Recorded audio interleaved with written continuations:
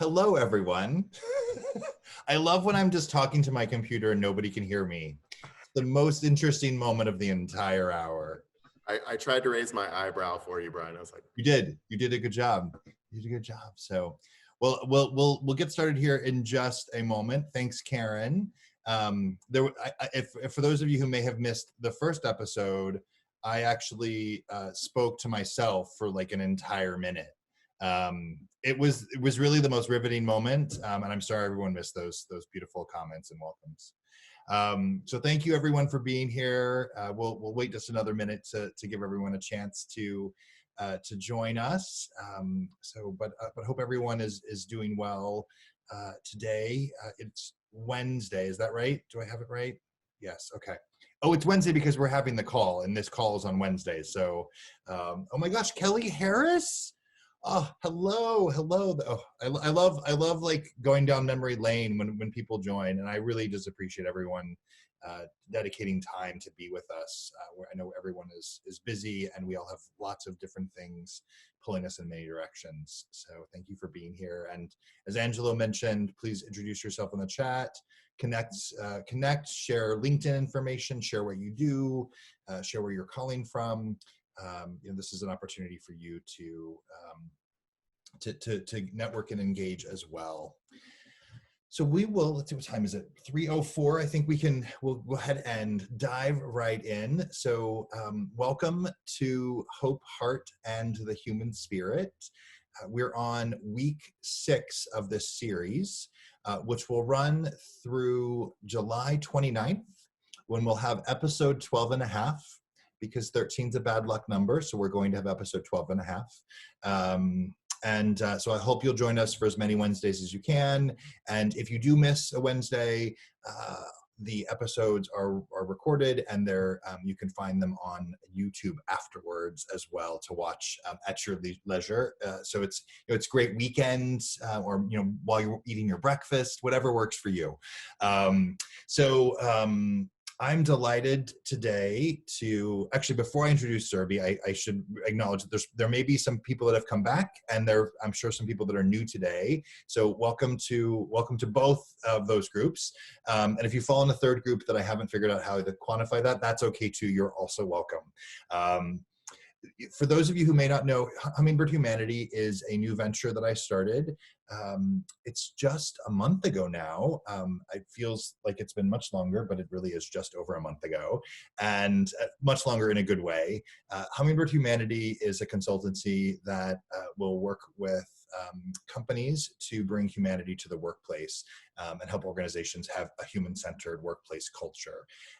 I'm super excited to be doing this work. I've spent 20 plus years in human resources and diversity, equity, and inclusion. And so this is a new chapter for me to find other ways to make a difference in the world and to make a difference in the lives of others. And with that said, I'm super excited that my friend and colleague and thought partner, Surabhi Lal, has offered to join me today. Before I let Surabhi introduce herself, I'm going to share a little bit how we know each other. And I'm going to try not to cry at this moment, because crying was involved the first time that we met. When was it, Surabhi? Was it February? Oh my! I feel like I've known you for so long. We like became fast friends immediately. In February, Surabhi was one of the wonderful, amazing women who spoke at our friend Eduardo's Fearless Force series. And Eduardo was the guest on week 1. So the world all comes together. We all know each other. And Allison Davis, who's on the call today, I met that night as well. I had a chance to hear her speak and talk about her imposter Patricia, which we can talk about another time. But Surabhi shared a story about how she felt like an other her entire life. And her story was centered around, as a woman of color, being in rooms where she didn't see herself. And she brought me to tears several moments, because I have felt just like she has felt. Now, I'm not a woman of color, in case anyone missed that. But as a gay man, and for so many years of my life not knowing and understanding why I felt like another, that was also complicated and confusing, and why I just never felt like I fit. And just to hear someone share that story in such a powerful and eloquent and honest way, and now I can feel myself, I might cry. It just really moved me. So I walk up to her afterwards and I'm like, I have to know you. And we've been friends ever since. So welcome, Surabhi. I'm so glad you're here. Thank you. I think that you said, I hate that you made me cry. I don't do it often. And I thought, okay. And let's be Because I friends cry now. all the time. I love it. I love it. Hard on my sleeve.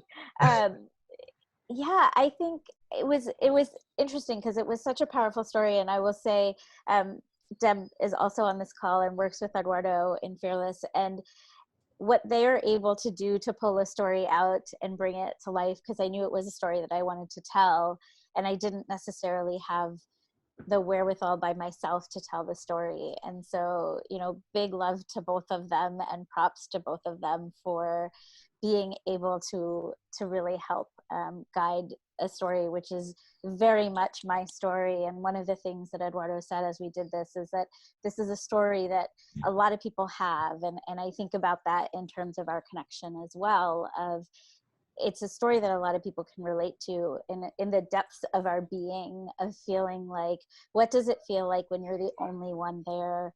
What does it feel like when you don't belong? And I think on a societal level right now, this is the question that we're wrestling with in the US, is around, what would it mean if we were building a society where everyone felt like they belong? What would it mean if our policies reflected that? What would that mean if our schools reflected that? What would it mean if our budgets reflected that? And certainly in the workplace, we're hearing calls for the same thing. So I think we can tell from an individual standpoint, it can feel really uncomfortable and not great. And many of us have felt it for very different circumstances. Absolutely. Absolutely. And so there's two things I'm reminded of before we move on. One is Surabhi and I had a prep call, as I do with every guest. We agreed that we have 3 to 4, maybe 5 hours of conversation we'd like to go through. So just make sure you buckle in. No, of course, we're not going to do that, but we're going to cover as many topics as we can, and certainly want to engage your questions. I want to make sure I give a nod to Angelo Cilia, who is your producer with the mostest. So he will be helping us behind the scenes to monitor the chat and making sure that we don't miss any important questions that you might have. So Angelo, thank you for being with us as always. And before we dive into the conversation, Surabhi, do you want to tell, of course, I'm a huge Luminary fan. I've spent so much time at Luminary in the last 6 months, which is awesome. Do you want to tell us a little bit about the work you do and what Luminary is? Absolutely. So the work that I do is really centered around the future of work, and I do that in a number of ways. And one of them is being the Chief Impact Officer at Luminary, which is a women's collaborative hub and workspace in New York City, really dedicated to advancing women through community, in all of the ways in which it might manifest, whether you're working in a corporate job, whether you're working as an entrepreneur, whether you're in between jobs, but really wanting to advance women. And so it is that sense of belonging or an equity piece that comes in our work. And my job in particular is to think about what impact are we having, both to our members and to thinking about how we drive conversations in organizations as they're thinking about their women. And that piece of it is really, really important. And we welcome our male allies. We know that that's not something that we can do by ourselves. The other big piece of what I do is think about learning. And this fits very well into what I think part of the future of work is going to entail, which is work is going to be a place to learn. It's not just going to be a place to work. It is very much going to be a place to learn. And certainly as technology grows, people are going to need upskilling, reskilling, different skilling, whatever word you want to use. And so really thinking about learning and how we establish learning patterns as not only a way to be ready for the future of work and to build that muscle, but also to start to think about how we build learning into Luminary's life. So we run lots of programs. They're very much part of, hang on one second. This is the reality of working from home. It was good. There's a little one behind you. There is, and he's in another room, but he's learning how to use his voice at a very young age. Amazing. Which is great in lots and lots of ways. So I'm going to travel with you for a minute and Amazing. just ask him to kindly. So this is so for all of you out there, one of the things that we've talked about a lot in the diversity and inclusion space, and I'm sure many of you have been in these conversations, is the reality of work today, that we have parents who are at home, and as some of you may have seen in previous calls, sometimes my dog Bosco makes an appearance as well. It's a different world, and I've heard some really powerful stories about how leaders and colleagues have really supported their colleagues, and how people, parents who have worked hard to maybe to cover in the workplace and not so that their colleagues don't feel like they're pulled in these different directions. They want to feel like they want to present an image that they're fully present, and they certainly are as best they can be, but they have other responsibilities, and all of us do. And now those two realities are merging.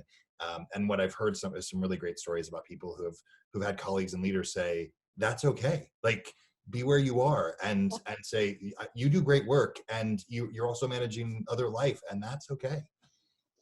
Yeah, and that is, I think Angela just wrote this, right? This is about bringing your whole self to the workplace, and it is one of my big hopes as we come out of this time that we will collectively do a better job of doing that as part of the future of work, which is building our relationships with our colleagues, even when we are not kind of remote, to allow for that, to wonder what that's like. What is it like if you were taking care of, if you were a caretaker in some way, shape, or form, or there's something else that has nothing to do with another human, but is really just important to you to help you get on the way.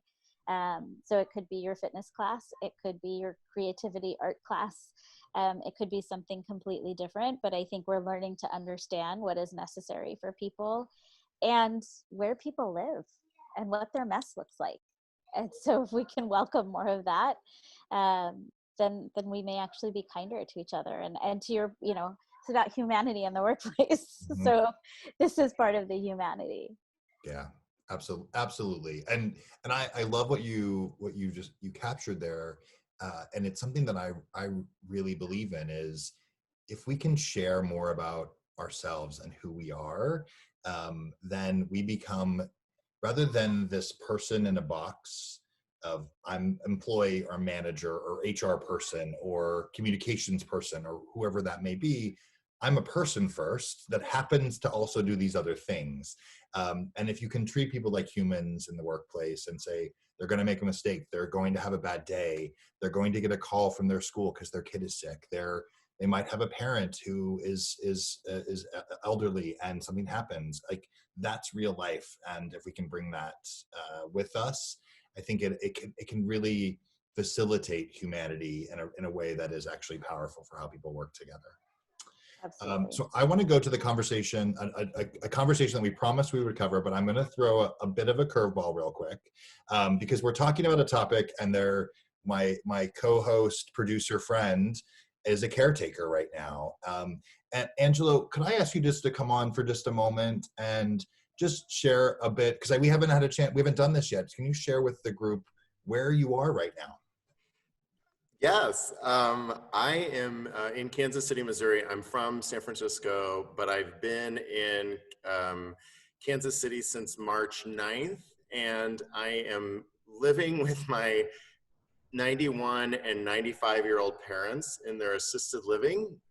So while it's in lockdown. So I was here before they went into lockdown, and they've just allowed me to be here, and I've had sort of the flexibility to be here. It's basically the silver lining around the storm, the cloudy, the ominous cloud that we've all been facing with the COVID and everything that's been going on in the world. So it's been great being here. My mom's had some health issues and I've been able to help her through some of those. And it's also been crazy, and it's like, you know, like I had to move down the hall. Like if I had them in the room with me right now, I wouldn't be able to be on this call. So it's kind of given me a new appreciation for what parents go through, because it's kind of like I'm having two kids. Everybody knows that adage of your parents turn into, you know, you do reversal. So I'm experiencing that right now, and it's been a great learning process and a wonderful heart experience for me. So that's it. I hope that's what you wanted me to say. I think that's perfect. That's perfect. Right. And you know, I think the other thing I just wanted to mention is, you know, Angelo asked if he could help with Hummingbird Humanity, and we had a conversation earlier this week, and he's been wonderful, and we've been thinking about what are the things that he can do to help that allow for flexibility, because there's always stuff to do, but it doesn't always have to happen in a 9 to 5. And you know that because his parents are his priority right now. And I think those are the conversations that leaders and managers are actually learning how to really have today with the current climate, which I'm hoping we'll take with us. So we'll come back to flexible working probably later on. But you know, where I left off last week with Tim was, for those of you who are here, I said, I really want to talk about intersectionality, but we're out of time. So Surabhi and I said, we're going to talk about intersectionality today, but we want to talk about it in the spirit of the current climate and context. So first, I want to, for anyone who may not know what intersectionality is, it is the reality or recognition that we all have multiple dimensions of who we are. So I am both a white man and a gay person, and someone who's battled mental health, and a dog dad, right? We have all of these things that come with us, and there's an infinite number of those possibilities and ways they come together. You know, and when we think about the current context and how that concept of we all have multiple identities for who we are, it takes us back to, so right now, as we all know, we're having a real conversation, an important conversation, and hopefully truly taking action to improve the experience of the Black community in the United States and hopefully the world. It's also Pride Month. And Pride feels different this year. It's less celebratory, which I think is actually the right thing for a variety of reasons, but certainly related to Black Lives Matter. And what Surabhi and I were talking about is the person who threw the first brick at Stonewall in 1969 was a Black transgender woman. And her name is Marsha P. Johnson, and she is credited for being the person who started so much of this movement that has led to acceptance in many ways for the LGBTQ plus community. We also have a long way to go. And so I think it's really interesting for us to remember back where we started, recognizing what's happening for this community where we started and what's happening today, and recognizing that hopefully there's the energy and the passion and the emotion and the anger and the sadness will really ignite something powerful that will make the world better as we move forward. And I know, Surabhi, you have lots of thoughts on this and how this will also translate to what happens when we come back, when we're also working, when we return to the office or return to our new normal. So what's on your mind? Well, you know, one of the things that I'm often reminded of is that we just do a terrible job of learning our history.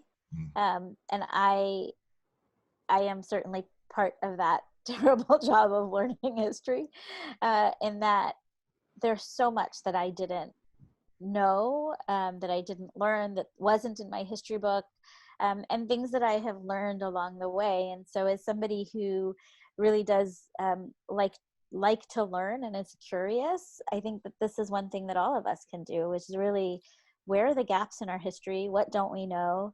And also be really curious about who's the author of that history.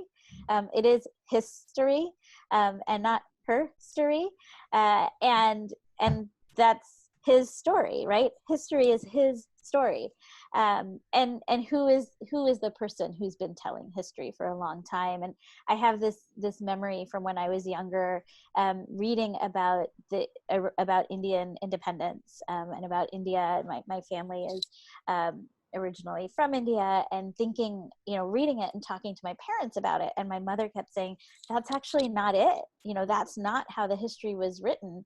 And I remember being the Taurian that I am and incredibly persistent and stubborn, saying like, no, but in this book, this is what it says. And was also probably around a teenager, so you can only imagine. And her saying, but that's not the right history. You have to understand who's telling the history. So one, I want us to think about who's telling the history and whose history are we learning. But then two, how do we start to find out those other stories? And this is where I think stories are incredibly powerful, to understand how your story and my story contextually can be really different, but at the heart of our story, there's something really, really similar. And that we can see when we see these histories and these stories, who is being given power and who isn't, which can lead us into conversations, I think, around power, who's making the rules. And that could be in the workplace, that could be in school, that can be in our society writ large. So I think it helps us see some of those intersections in different ways if we start to delve into all the stories that help make up where we are and what we know. And it helps us, I've been posting a little bit about how unlearning is harder than learning, because it really does make us think about what are all those things that we took for granted to be true that maybe aren't true, and how do we start to see movements and histories and our stories differently, and really start to see your story as valid as my story as we start to pick those apart. And so as we were talking about it being Pride Month, and I was thinking about Stonewall, and thinking about how that actually started as a riot, right? It didn't start in a parade with people waving flags. It was very violent. And there are still places in this world where being out and being outwardly out, it can be very violent. And there are places where we are seeing it now, that people are being targeted because of usually their Black skin, often their brown skin. And that sometimes it takes a really major, violent, visible protest to really get us to pay attention to some of those histories. Now, do I really want people to live in violence? Absolutely not. However, we also know that a lot of movements are started through violence. The Revolutionary War was violent. Very. You get it from the 8-year-old. Very good to have support. Well, and Surabhi, you reminded me of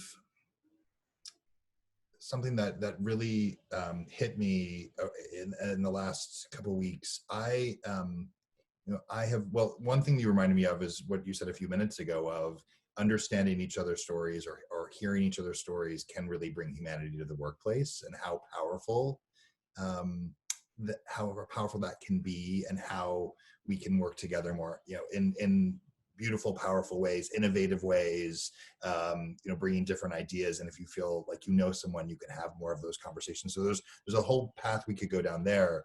But I want to share a different story, which is I have, over the last couple of weeks, and I hope everyone here has been. I suspect that you probably are listening to the stories of from the Black community, whether that's from individuals or watching movies or reading books. I watched Just Mercy on Monday night, which made me furious and sad and was so powerful. So I highly recommend it if you haven't had a chance to see that. But on a personal note, I live in a country where, even though I happen to be a gay man, and I wouldn't say that every gay man or gay person or queer person feels fully safe in this country, and some days they probably feel like they clearly aren't safe. I don't live in fear of the potential of dying or being killed in this country. It's not part of my lived experience. I also know that there are countries in this world where I am very clear that I will not visit, because I know that I have a significantly greater likelihood of dying just because I'm gay, or or as Surabhi said when we were speaking yesterday, if I was holding hands with my significant other, that is a moment that could translate to me losing my life. As I was connecting these different realities, though, I realized that is the experience of so many individuals in the Black community here in the United States. And I'm not sure I fully appreciated that a couple weeks ago, of that is life day to day for the members of the Black community and our brothers and sisters in that community. And that was really one of those moments that sort of just took me back. But I'm grateful I have those moments, because I think those moments help me do the work that I do, but it also just made me sad. And I think to a lesser degree, right, we see this in our workplaces. And we see this around who's given promotion, who's given opportunity, what are those pieces that we might hold as this person can do this or this person can't do this, who are we putting into leadership, how are we able to get someone from into the door, and then once they're in the door, are we creating communities within our workplaces where people want to stay.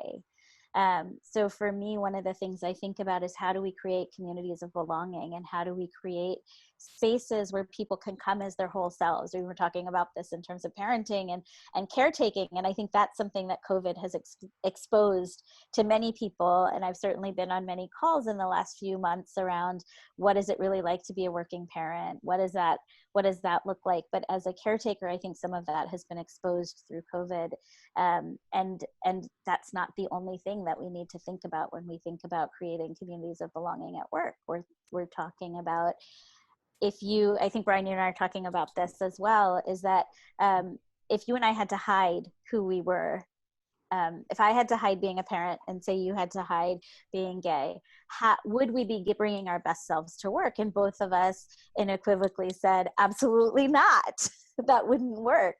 And so I do think that we are in a position to think about how we create that community, but we also have to do that by listening. So there may be things that we're doing unintentionally that we don't know, that we're not going to know unless we ask.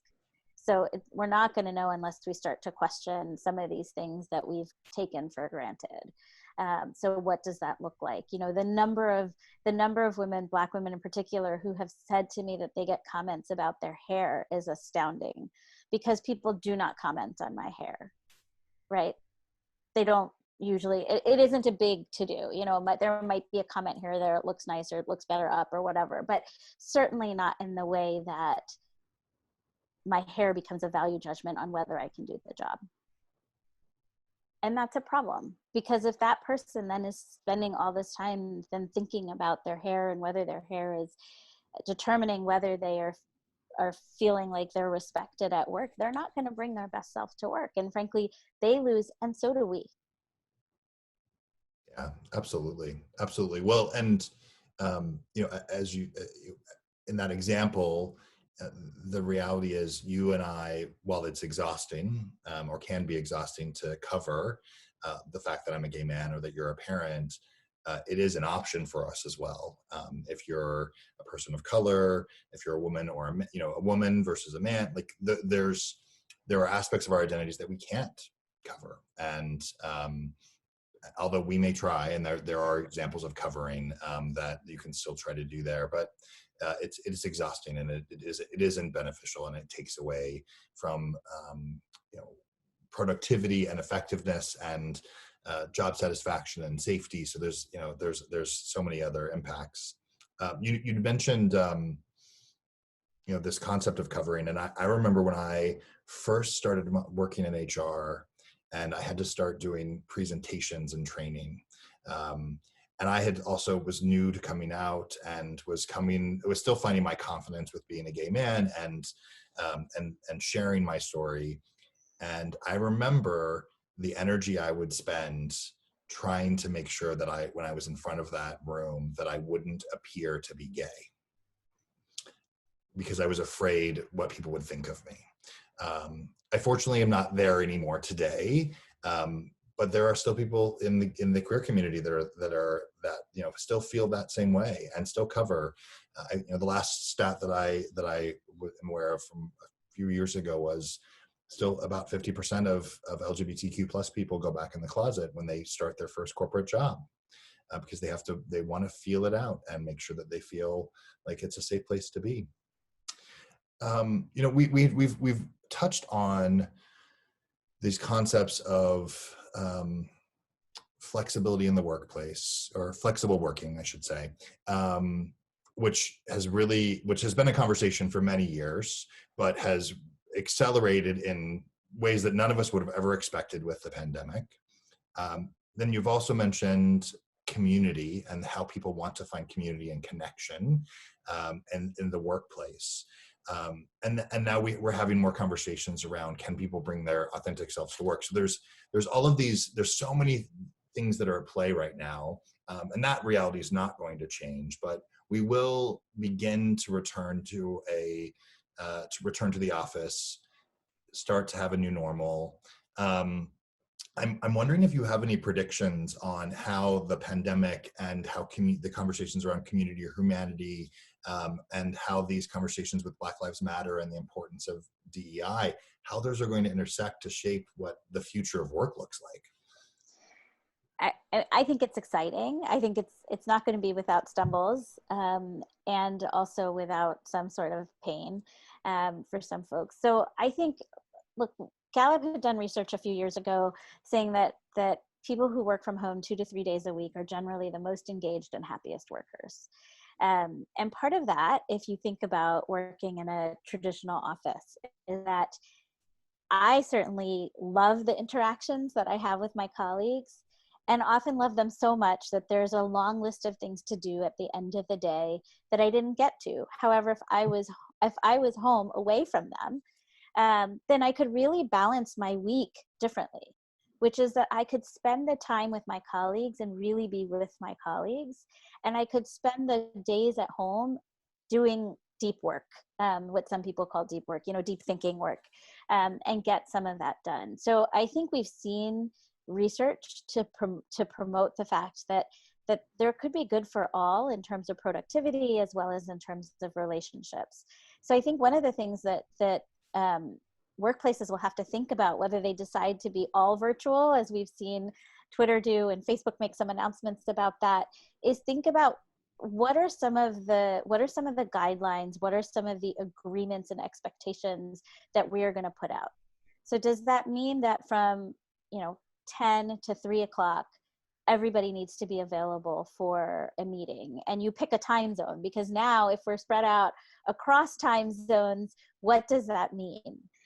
Does it then mean more like 12 to 4 Eastern time, because I'm East Coast, right? So for me, it's like thinking about East, because then you could meet someone on the West Coast and not have them roll out of bed while it's still dark. So I think that there's something around how we engage with one another, what might be called rules of engagement. What does that look like? And I think what it's going to mean is that workplaces are really going to have to think about being more intentional about setting some of those expectations. And I think that is about building a community of transparency. If I tell you what my expectations are and not make you guess, we are going to have a better conversation, because you might be able to say to me, you know what, I can't make it on this day. I know that this is a rule, and not have to guess. Does she want me there? Does she not want me there? Is she going to think that this is weird, that I'm not there? But we're making it really explicit, and we're using our transparency to do that. I think you're going to see a lot more people demand diverse slates. I hope. And I worked in career development on the college and university side for 15 years. And there are lots of ways that companies continue to recruit to get the same people in the door. It is, we only recruit at X number of schools, and this is one of our preferred recruiting schools. And by the way, if you don't have any historically Black colleges and universities or Hispanic serving institutions on that list, then you are already not necessarily giving yourself the kind of talent that you might. So I think we're going to see that from recruiting at entry level all the way to recruiting up. And also a lot of people only recruit at schools. So what about all of this talent that is getting their skills from someplace other than college? College isn't right for everybody. Many people don't go to college until later in life. Many people don't go to college at all. Does that mean that they can't do a job in your space? Not necessarily. So how are we thinking about making the workplace more accessible? And then I think you'll see things like what many people are calling for, which is, it's great that you have a statement. Who is on your leadership team? And it is not necessarily a pipeline problem, as in there's not enough people moving through the pipe. I actually don't think the pipe is built to keep people in the pipe and to keep people in the pipeline. So I think all of those things are going to happen. And I do think I hope that people will also think creatively. So what does it look like, say, Angelo, for you and I to share a job? What does it look like? Because you might need flexibility and I might need flexibility, and our skill sets might be the same, and we work really well together for us to do that. And people have been talking about that for years, this idea of job sharing. Or what does it look like to have more work that isn't gig economy work, but is part-time with benefits, so that you are really thinking about building a lasting relationship with your employees that will allow you to keep that institutional knowledge. So I hope that people will be creative. I also hope that people will revisit ideas that have been poo-pooed, that have been in existence for some time. Yeah, agreed. And I'm so glad you mentioned benefits, by the way. Because and as someone who has just entered the gig economy, it's actually something that I've thought about. Is I'd love to work with a company where I'm working, let's say 15 to 20 hours a week. I'm not sure what that would look like, but where I could be adding value, get benefits, it's a win-win for everyone, and then have the flexibility to do some of the other things that I'm really grateful that I get to do, to like having these conversations, or hopefully writing a book, or things like that, where you need some time and space for that, or just to be, or to focus on self-care. So I'm hoping that creativity materializes in the coming weeks and months and years. One of another hope that I have is that this conversation, which is certainly fueled in passionate ways for so many different reasons, and some of those are intersecting reasons, like the pandemic and the loss of George Floyd and Ahmaud Arbery and Breonna Taylor. And those intersections have given space and room for this movement to be powerful, but we can't let this movement just when things go back and life gets busy and we can go to restaurants and movie theaters again, and we should live our lives. I want to honor that, but how do we, for those of us that are either external champions or influencers, or those of us in companies and decision-making roles, how do we ensure that there's maintained focus and commitment, and that this, all of the ideas that you just shared, the creativity and the pipelining and the thinking differently around profiles of candidates, and where you recruit, and how you keep those people in the door, and I think there's one other one that I would add, that Tim, who joined us last week, and I were talking over the weekend of what are the systemic changes that corporate America can be engaged in and involved in, because one of the challenges, well, first of all, I want to say that there's lots of talented people that are diverse people out there. There are challenges with our education system and how that education system helps communities that may be disadvantaged or marginalized, helps them grow and have the potential that they have within themselves. So how are companies saying, yes, I need to fix it now, but I also need to fix it for the long term. I need to be engaged, and education is one thing. There's, I'm sure, lots of others we could talk about. Criminal justice reform is another conversation that's happening right now. But those systems that are built to support the white man and the white community, and we can go from there, then also disadvantage other communities. And so how do corporations really start to engage in how they change not only who they're bringing to their doors, but how they're changing the systems around them? Because I think to get where we need to go, that needs to be part of it. Yeah, and it is very much baked into everything we do. I posted something on LinkedIn today that's really around modern management comes out of traditions of slavery. And I can't, last fall, I taught a management leadership class, and all through that class, all I could think was how much of this is rooted in cultures that were also the slaveholders as well as the colonizers. And so we can't undo something that took 500 plus years to build in 5 months, but we need to be working towards some of that, and that reimagining, reinventing, being innovative, right? So I think we also need to frame it in a way that maybe people are going to feel better about. I actually think this could be a really good time to think about how are we innovative when we think about our talent? How are we reimagining it? Not how are we fixing something that's broken? Because that just, it is, let's not get me wrong, it is broken. Yeah. But people are going to come to the table more excited if we talk about it in ways that feel welcoming. And it is about reimagining. It is about reinventing. It is about being creative, innovative, disruptive, whatever word that you feel like can bring your people to the table. Let's talk about it. And I think you do need to bring your people to the table. You do need to ask some of those questions. So now we have an opportunity to go back into the office. What was working? What wasn't working? What do we want to leave in the pre-COVID era? And what do we want to think differently? What's worked well as we've been working remotely? Is it that we've been having a different kind of team meeting? Okay, how do we keep that? But frankly, if you're not asking the people that you're working with those questions, you aren't going to know as the leader. And so I think some of it is being able to ask and get feedback. And I know that people get really panicky about feedback. And this is one of the questions that I was asking your guests last week, is that Pixar has a culture of building feedback into the work that they do. And I do think the more that we're able to build those communication skills and have that be a norm, the better it will be for all of us in terms of knowing what's working and what's not working, and we can get that information. So I think we have to ask.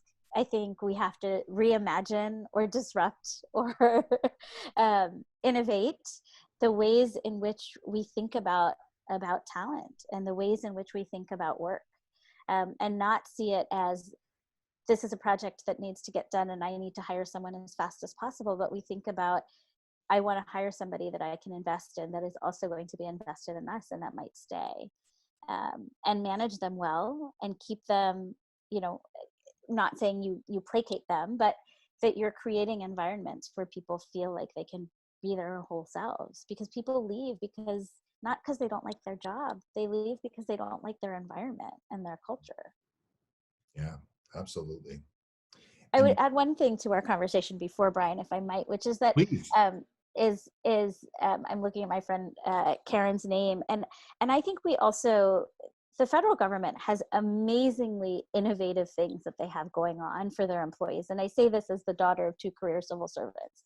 So my parents were able to do things like details. So detail means that I can go from my agency to another agency that has a 6-month position, and my job will be waiting for me. Tell me who else does that. If I work for a bank or a consulting organization or Nike or whatever, and I say, I really want to go to the New York office for 6 months, and say I was in Portland, so we'll use Nike, that I was in Portland and I want to go to the New York office in a completely different department because they have a need for someone with my talent and someone else is going to take my job. And then I have this whole new network and I get to keep my job. That's really cool. So the government does that. The government also has this compressed work week where you work, and my mother did this for years, 9 hours every day, and then you have every other Friday or Monday, whatever day you pick off.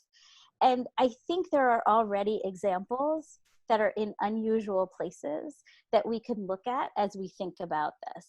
And it works, and it helps people grow their skills. So you think about, oh, somebody might want to think about building their skills and building their skill set and expanding their skill set. A detail is an amazing place to do that. So, you know, that's 6 months somewhere else working, and think about the collaboration that it might invite into a large organization. But you have to be willing to be a little bit innovative and take a risk. Yeah, absolutely. I love that. I love that. And I think that there's another one that comes to mind for me is, so I love the creativity there. And what just came to mind for me was those companies that offer sabbaticals. Like that, when you offer it in a realistic timeline, like 25 years from now it feels like the world's never, like, I can't think that far. I mean, I want to believe that I could see the future, but it's just not real. But I think I forget the company, but I remember learning about a company a few months ago that had, I think it was at year 5, you get a sabbatical for, I think it's 60 days. Like, that's worth like sticking around for. And the power of being able to take a break, like, we're human. We're not robots, we're human, and we need break, and we need time to refresh and re-energize and recharge. You also mentioned the word question, and I'm about 20 minutes past asking if there's any questions. There's a couple of questions, but Allison Davis said, how fresh would it be to go outside of your org, get feedback from another industry or job description, then bring back that innovation. That would be so cool. That would be so cool to go back and forth. So I don't know. I just wanted to shout that one out. Karen Ortiz did have a question. Do you actively seek allies? She kind of shifted it towards, sorry, it was from Allison. Sorry, there is one from Karen. I'm not doing my job very well. Yes, as an entrepreneur with a tiny company, I am interested to learn more about creating community of belonging for clients. And I thought that would be interesting to sort of delve into some client ideas. Well, I mean, I could offer some thoughts, but I kind of think that's what Luminary is all about. It is. I do also think that some of that is how you bring people together. I think that there's real power in introducing people and telling people why they're being introduced to one another. So I will often say, do you know this person? Do you know this person? Or have you met my friend so-and-so? And then I'll go back. So we'll use Allison and Brian as an example, right? If I knew that Allison had something that I thought there was a real connection with you, Brian, I might say, Brian, I really want you to meet my friend Allison. Here's why I want you to meet her. Are you open? And then you would say yes, and I would have the same conversation with Allison, and she would hopefully say yes. And then I would connect you with, and I would probably ask both of you to send me a little bio about yourself, and I would edit it and I would send it. So it takes my time to do that connection well. But I think, Allison, that's something that you are already good at doing, but letting people know that those connections can happen, or even saying, I'm going to bring I've been seeing a lot of people do this. I'm going to bring my clients together for a conversation. And it's open, and you start those with introductions. I think one of the things that is really hard to introduce someone well is if you don't know them. And if you're not listening to their needs, then I could introduce you to 100 people, but it's actually going to be a waste of your time and my time and those other 100 people's time, right? So what is the connection? Are you able to help someone see why you might be connected? And then also really that idea of bringing people together, either around a topic or when you set the stage, it's thinking about how you want people to introduce themselves in a way that feels genuine and authentic, and not just what's your name and what's your title, because I think it's so easy for all of us to fall into that and also want to prove that this is how we do our work. A few years ago, there was a philanthropy organization that would have networking nights, and the rule was you couldn't talk about what you did or where you did it. So they made cards, and the cards had other questions on it, like, you know, what do you like to do for fun? And so it really got people connected in a way outside of work. And I think there's good reason to connect in a non-work way and in a work way, because there are often collaborations that can come from the work side. But I think you have to do it with heart. Oh, absolutely, absolutely. And Karen, I'm just reading your question here again. Do you actively seek allies, or do you wait for colleagues, friends, acquaintances to approach you? I'm curious how you're defining allies here. Are you, because I usually use the word allyship when I think about, like, if I'm going to be an ally for communities of color or women, which are two commitments. But I'm wondering if you're asking actually about allies for your business, because I think you also mentioned, no, Karen works for the federal government, is that right? So we're talking about allyship, EEOC. Actually, Karen, do you want to talk? We're gonna allow her to talk. Karen, you don't have to come on camera. Hi. Hi. Hi. I won't come on camera. That's okay. Today was an off-camera day, but Totally fine. I'm loving this conversation. I was actually asking initially from the perspective of, I guess, one's own sort of, like for me, it would be as a Puerto Rican woman. But I love the idea of expanding that question to include your clients. So perhaps you can address both. Awesome. Sure. We can do our best. We can do our best. Okay. So your name's not on the screen. We're going to adjust the settings here again, but thanks for coming on, Karen. I've only done this one other time, so I'm getting more comfortable with the cool technology that they offer. So, I think it's an interesting question around, as a member of a community, do you wait for people to approach you, or do you invite them to join the conversation? I think either way is probably fine. What I would suggest, and I'm curious what Surabhi thinks, is that maybe the way to think about it is really, do you have a relationship with that person? Because I think it needs to start with a trusted relationship. And to some degree, that works probably regardless of where that starts. But if you have someone you trust who is in a group that you see as having power or privilege in that scenario, I think it's okay if it feels like a conversation you can have to say, hey, this is something that I would really like to have your help with. And is this a conversation we can have? I'm hoping that might lead to a conversation that they might say, help me understand what this looks like for you, and let's understand each other better and how I can play a role. That's how I would hope I would approach that. But Surabhi, what are your thoughts? I agree. I have often found my crew in people who like to raise their voice and cause a little bit of trouble, for good things, as far as I'm concerned. And I think sometimes somebody says something in a meeting and you think, oh, I need to go talk to that person because that person might be my people. And I don't mean like in a visible way, but maybe from a values perspective, they might be my person. And then think about, how do we support each other? I think sometimes you might need to go to somebody and say, listen, I really need you to be my advocate here. You can enter spaces that I can't enter and have this conversation and be heard differently. And I think for me in particular, that is hard because I am very much like I want to do it everything myself kind of gal. And asking for help is not something that comes easily to me, but I do and have learned and am learning that can be a really valuable tactic, to say, Brian, you are going to have this person's ear better than I can. Are you willing to have this conversation on my behalf? Or are you willing to have this conversation because this person just isn't going to hear it from me in the same way? And realizing that may actually not be about me at all. It may be completely about the other person. And it isn't my failing to be able to do that. But it is this, can you help me because you are going to be listened to in a different way? And I think it also opens the door for that person to say, hey, why do you think that person isn't going to hear you? Or are you uncomfortable? Or what is it that is bothering you about this? Or what is it that you need my help in? Or what are you seeing that I'm not seeing? But man, it's a skill I wish I had when I was younger.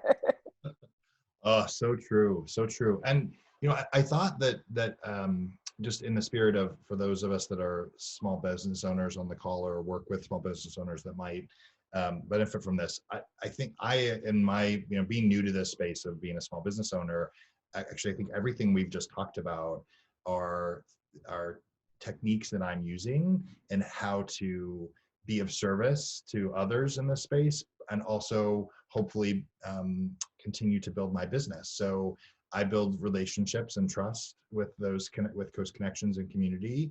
I try to make introductions and connections when I see that there's synergy between two people, either just as humans or in the work that they do, or potentially both. I try to make those connections, and and there are times that I've asked for help or asked others to be helpful to me, whether it's, hey, can you introduce me to someone that's in your network? And because that facilitation of that introduction can open doors that might not be opened otherwise.